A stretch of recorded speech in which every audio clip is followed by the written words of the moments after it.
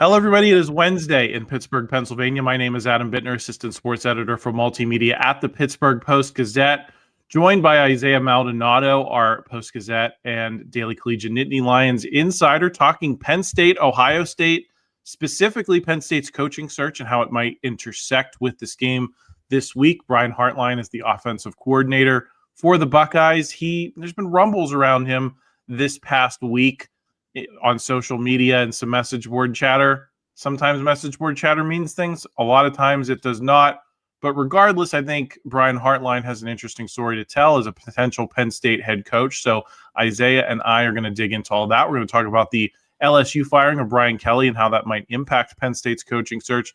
And maybe talk a little bit of hoops at the end. Before we do, we want to remind you that this show is brought to you by FanDuel Sportsbook. Check them out for odds on the game and all college football action this weekend. We'll talk about them a little bit more in a bit. Isaiah, let's get into Brian Hartline this week, because Penn State's going to get an up-close look. For those of you who don't know his CV inside and out, he co-offensive coordinated the national championship winning offense for the Buckeyes last season. Prior to that, he was the wide receiver position coach and presided over a lot of these guys that you've seen go on to have great careers in the NFL or just spectacular college careers. Marvin Harrison Jr., Emeka Egbuka, Jeremiah Smith now, Garrett Wilson, Chris Olave, Jaxson, Smith-Njigba, all of those guys worked with Brian Hartline in one capacity or another. We know Penn State's been deficient at the wide receiver position for a handful of years under James Franklin. That's part of why they are where they are. So, Isaiah, how do you view Brian Hartline's candidacy as a guy who's in his 30s, does not have a ton of coaching experience, but has had some very solid results, but certainly has only, this has only been his offense at Ohio State for this year so far, let alone, getting head coaching experience. He's lacking that, but he's had a lot of great results. So how do you view him? I think at this point, James Franklin said it best before he was inevitably fired and before Penn State was, well, not that they weren't in a rut, but as big of a rut as they are now, being on a 4-game losing streak, it's a results-oriented business.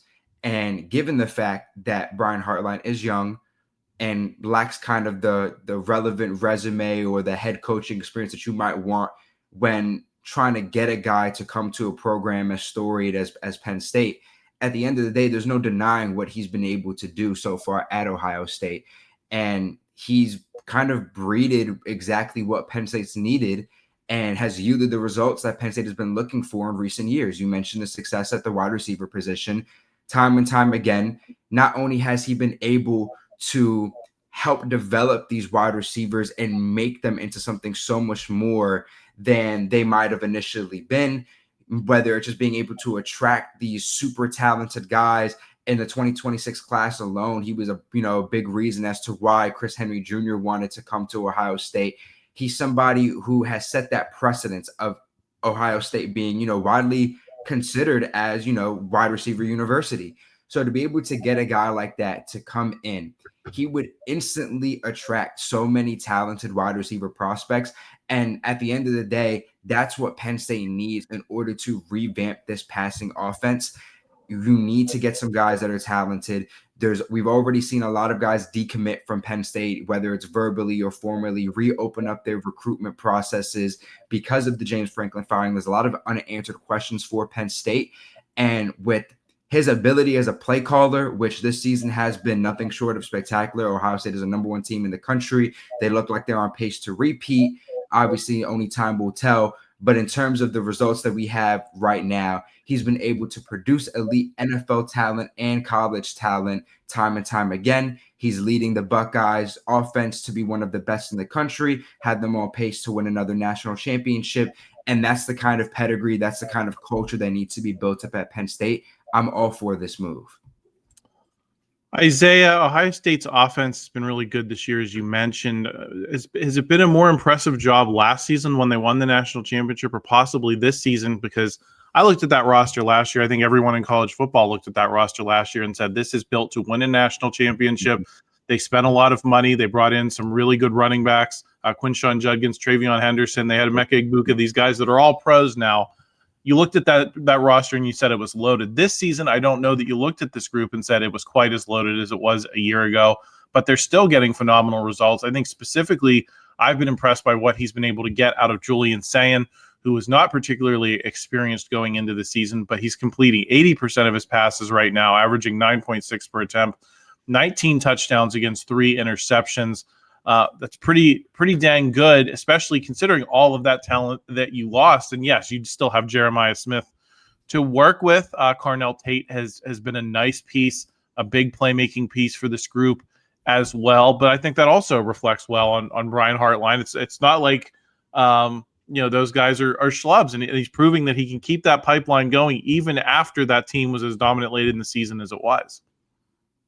No, absolutely. It definitely isn't the team that I thought it would be. I thought they would be obviously a very great team. I didn't think they would be the shoe-in number one contenders without really much of a question. I think a lot of people coming into this year, me included, had questions about Julian Sayin, and he's been spectacular. 80% of his passes are actually otherworldly. I had to sit there and double check it myself because I didn't even know if that was 100% accurate. I thought maybe it was like over a 4 or 5 game stretch, but no, like he's somebody who plays poised, plays if he's familiar within the system, not just within this individual scheme, but as if he has years and years of college experience, he's been able to lead this unit, probably be one of the top 3 guys in Heisman contention at this point. And that wouldn't have been my expectation. I know it wasn't the expectation for a lot of other people. Obviously, when you look at their production on the receiving end, we all knew Jeremiah Smith was going to be spectacular. There was all the talk about him. If he was able to declare last year as a true freshman, would he have gone top 5? A lot of people say so. I might be inclined to agree. He's extremely talented, and he really hasn't had much of a down year at all. He's matched his production. He's been amazing once again. And then I think probably the biggest surprise for me was, once again, and this kind of goes to the credit of Brian Hartline, is being able to look at these other receivers and get so much production out of them.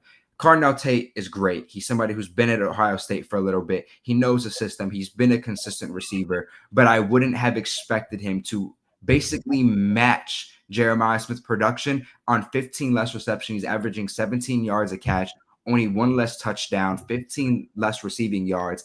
That really is a receiver 1A, 1B scenario when you probably head into the season thinking that Jeremiah Smith is undoubtedly going to be that guy. And even from a rushing standpoint, they're not a super run-heavy offense, but where Bo Jaxson, they've been able to get some really solid production there. He's averaging 6.4 yards a carry. This unit from top to bottom, even though name-wise might not be what everybody thought it was last year when you had Travion Henderson, Quinshon Judkins, you're looking at this roster from top to bottom saying this is an absolute must-win national championship because they're so loaded. And this year, they're having very, very similar results with notably less names. And I think that does have to play into the fact, they're the number 1 defense in the country, so we can't ignore that. But from an offensive standpoint, Brian Hartline has really been able to keep this team at the exact same elevated level it was last year, despite losing key players. And I think that's super impressive. Isaiah, what do you think of Brian Hartline and Jim Knowles as a potential pairing here with Penn State? Because obviously you already took the national championship winning defensive coordinator from a year ago. You and I have had conversations about what do you do with Jim Knowles? You're paying him a ton of money, but you're not getting the results this season. Potentially next season, you're going to have a brand new roster that is going to make the continued implementation of his system a struggle. But hey, maybe if you bring Brian Hartline, you're bringing some guys from Ohio State that have exposure to Jim Knowles as underclassmen and that type of thing. Maybe they're intrigued by the possibility of getting to play for their coordinator who won a national championship. So I think that there's that layer of intrigue. They have that national title experience together. And I'm sure they weren't working super closely or talking every day, but they do have that connective tissue. And then I think it would be an interesting dynamic as well, considering that Jim Knowles is a veteran coach, has been around the industry for a long time, has worked with a lot of head coaches. So potentially, I think he could act as something of a mentor as Brian Hartline attempts to get his feet as the leader of a program like a Dan Lanning, like a Kenny Dillingham. You'd have that young coach with a lot of great ideas with some explosive results on offense, but you'd also have a veteran guy who could say, hey, I think you might want to think about this twice, whatever you're doing here or here, and act as a mentor. And listen, Penn State is paying Jim Knowles a lot of money. I think that should go with the territory of the job if you get a younger head coach of saying, we're paying you more than a lot of head coaches make across college football. So kind of being the overseer, I kind of think about it like the Steelers were with Dick LeBeau as that longtime established defensive coordinator for the Steelers, overseeing, I don't want to say overseeing, but working closely with Mike Tomlin as he was figuring out his identity as a head coach. And that pairing obviously worked really well. The Steelers won multiple Super Bowls, or got to multiple Super Bowls, even though Mike Tomlin is only 1-1 in those games. But I don't know. I kind of look at that as a potential, idea that Penn State could work off of in pairing those two. No, I agree. I think once again, with the absurd contract that Jim Knowles has, naturally there has to be more that comes with the territory of making that much money. You can't just be a standard defensive coordinator who really only has to worry about one side of the ball, especially if you're able to bring in a guy who you're familiar with. Obviously, like you said, probably didn't work super closely, but definitely had to have some sort of communication. And I also think that it's one of those things where getting both of those guys in kind of creates that relationship between the two where now they can work more closely together. Jim Knowles is already familiar with Hartline and the great offensive mind that he is, but can kind of act as that anchor, ground him a little bit. And I also think that, to your point, being able to attract some of those guys from Ohio State, you basically just have, a national championship core coaching wise, if they're able to attract Brian Hartline as their head coach. And that should speak volumes to both being able to get guys on the offensive, but also defensive side of the ball, because at that point, it's just the same core.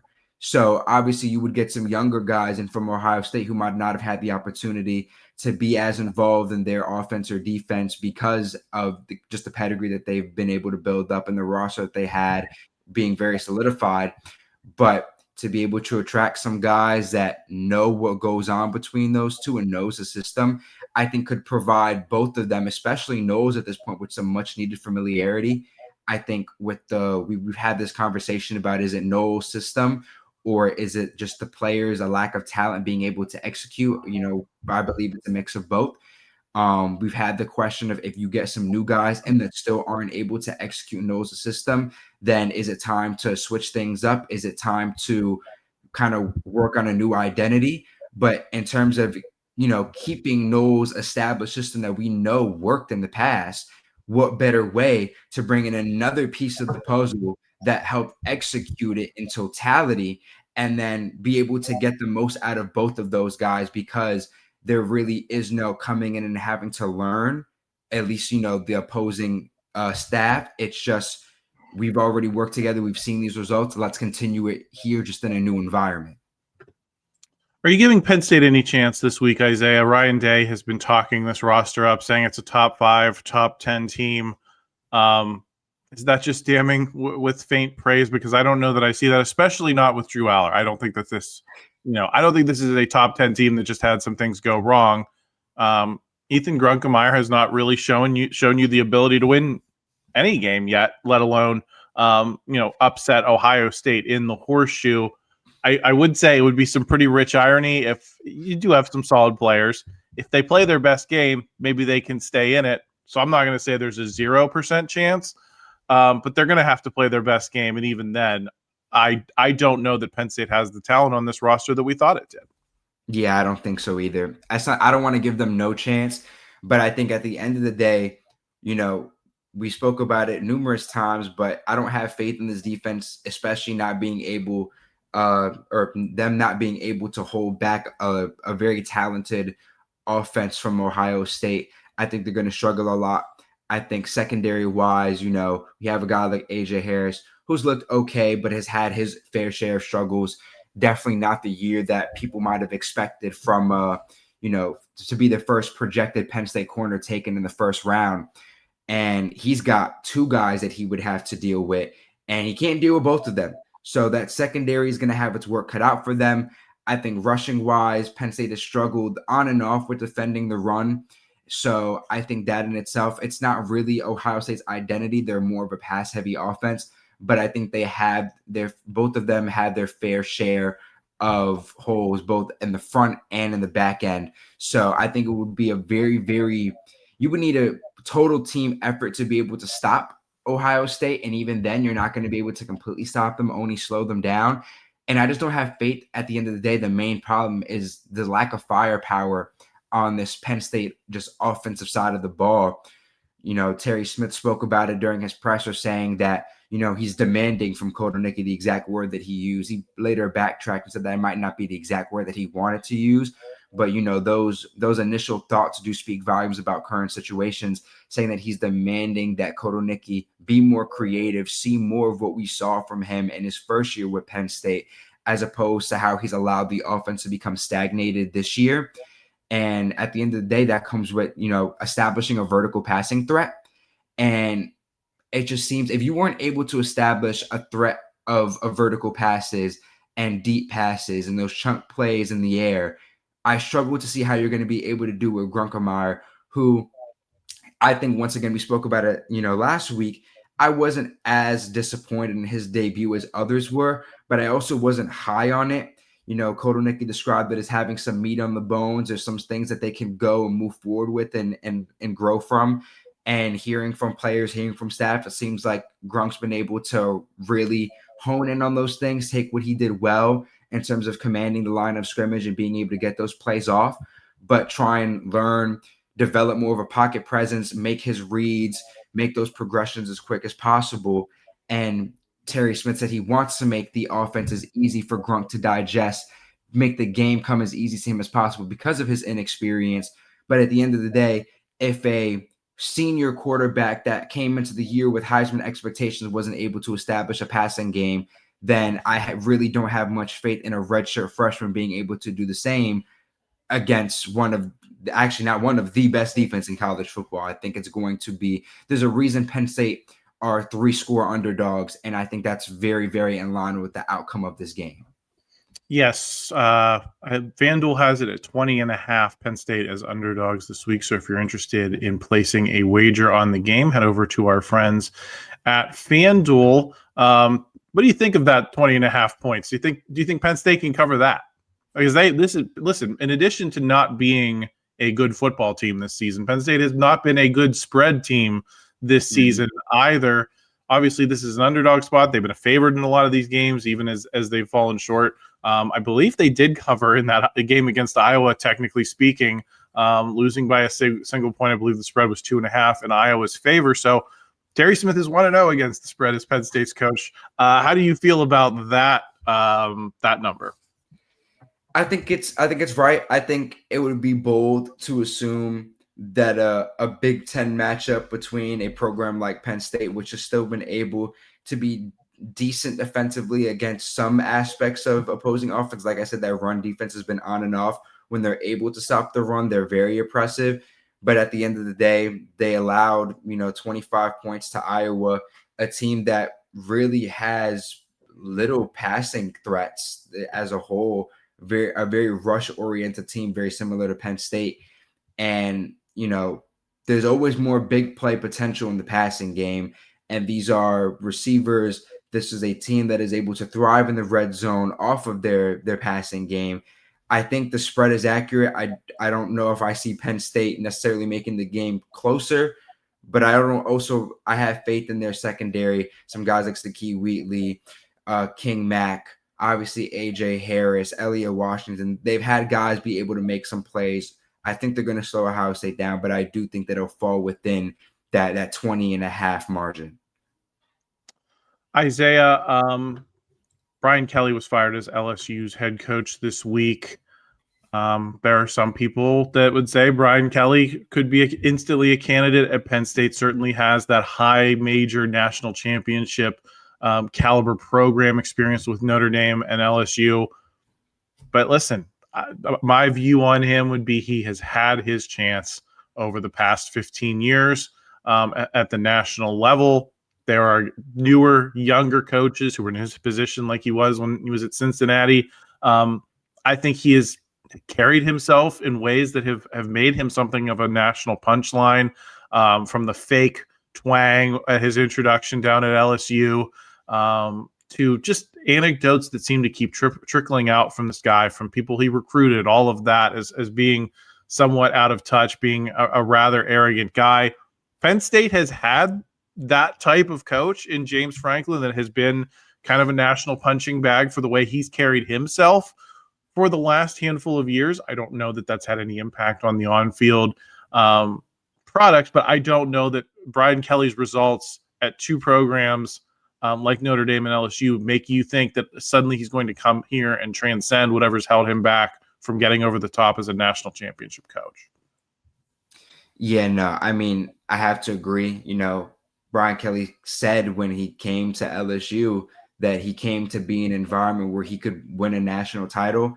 And if we're just looking at his time between Notre Dame and his time between LSU, he came closer with the two college football playoff appearances with Notre Dame to winning a national championship, even if they, famously, got smoked in a lot of those games. He still came closer, statistically speaking, to being able to win a national championship there than he did at LSU.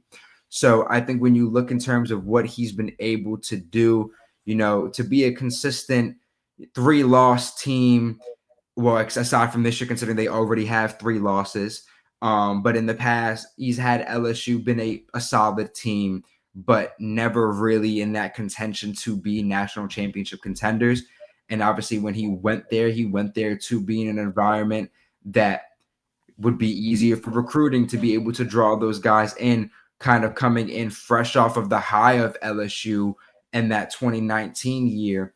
And more that 2019 year looks to be more of a fluke, more so just because they had so much talent and the roster itself was exceptional, rather than it being an accurate depiction of LSU and what their standards are and what their expectations are. They're not a school that's going to be a consistent national championship contender.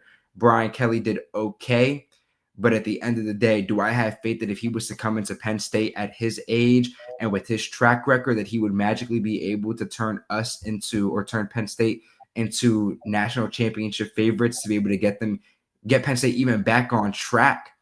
I have my doubts. I agree. I think it should be we should be looking for guys, or Penn State should be looking for guys that are younger, that have a better track record and have been able to establish themselves as genuine contenders and being coaches of real contenders.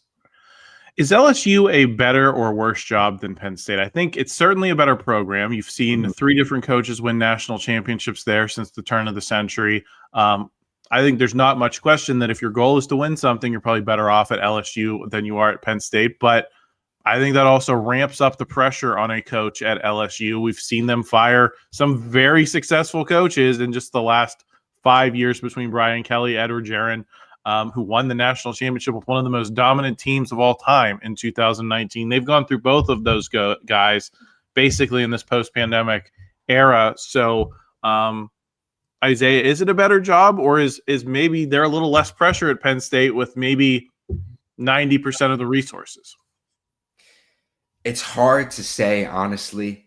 I think if you were to look at it just from a statistical standpoint and the coach turnover, you would have to say that LSU was a harder job, considering that Franklin was able to keep his job for almost 12 years. And the last notable major accomplishment he had before making the college football playoffs last year was a Big Ten championship in 2016. It's a very sizable gap with very minimal results for a program, both in that same book as being national championship contenders, but even worse with Penn State really just kind of thriving off that contender title, considering they've never been able to get the job done in recent years. So you probably could say that despite the resources it has, they're never viewed as true contenders. That stigma around them being able to never beat the big team. I think it's going to be interesting to see how it evolves. I want to see if that stigma kind of dies with James Franklin, and if it was more of a stigma that was attached to his name and his inability to win the big games, or if that is going to kind of become synonymous with Penn State down the line, even with Franklin gone, and if the expectations are just naturally going to be lower because of the tenure that Franklin had at Penn State and Happy Valley and the continuous loss of those great teams.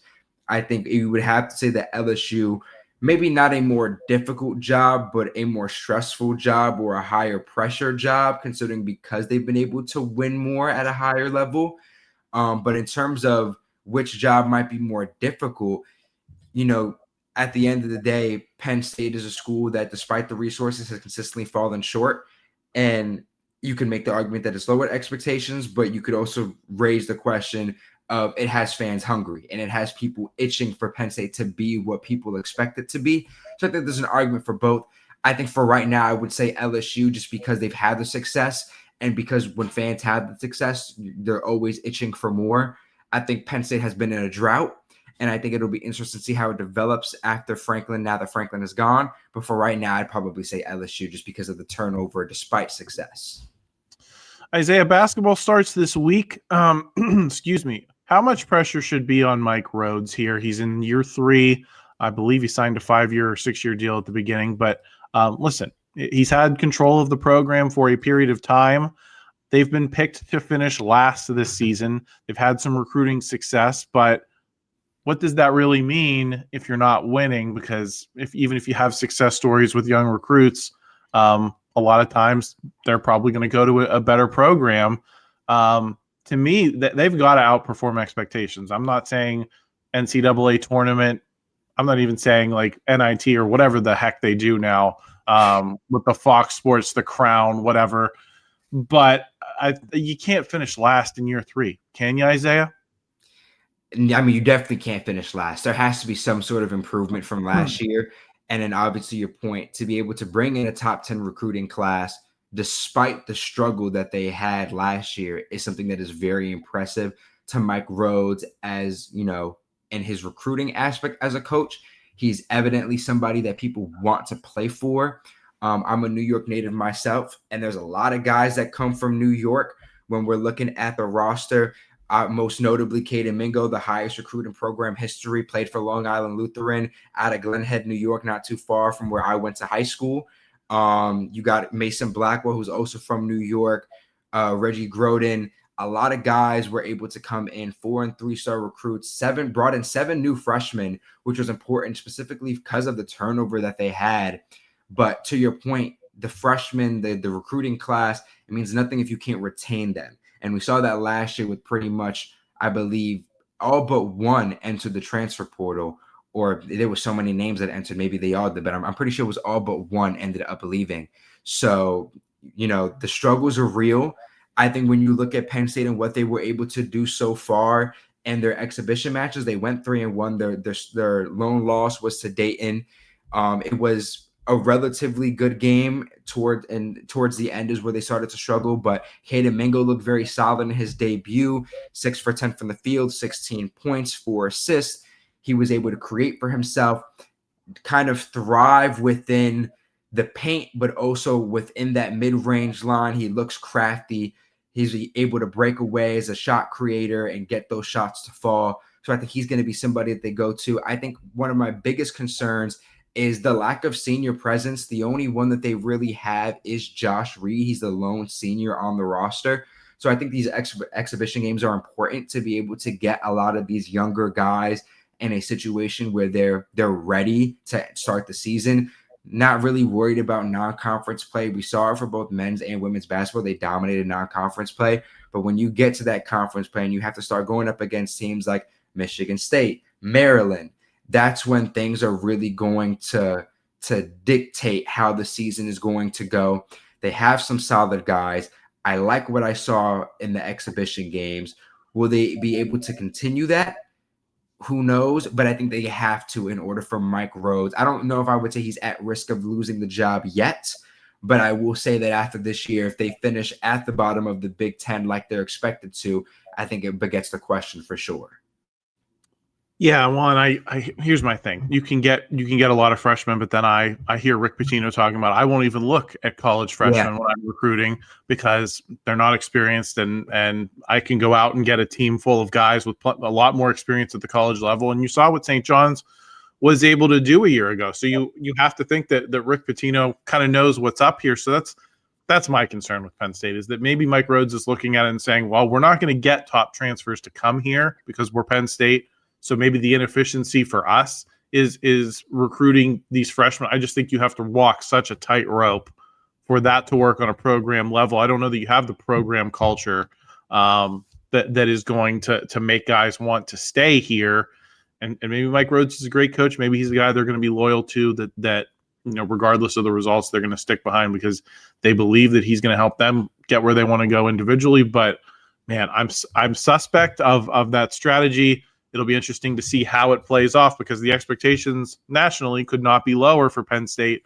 Can they make the Big Ten tournament? I think that's my bar, Isaiah, because that's something they couldn't do a year ago. There are 4 teams that don't get in. That's got to be the goal to me. Yeah. You at least got to make your conference tournament that 80% of the league makes, right? Yeah. Well, we will see how that plays out. Isaiah, thank you for joining me this week. Everyone else, make sure you stay tuned. Isaiah will be back after the Ohio State game. So make sure you're subscribing to this channel. If you're joining us for the first time, please like this video if you enjoyed it. Help us out, excuse me, in the YouTube algorithm. And check out our written work at post-gazette.com. Otherwise, we'll sign off and talk to you again next week. Thank you for checking out this content from Post-Gazette Sports. If you watch this video on YouTube, please like the video and subscribe to our channel.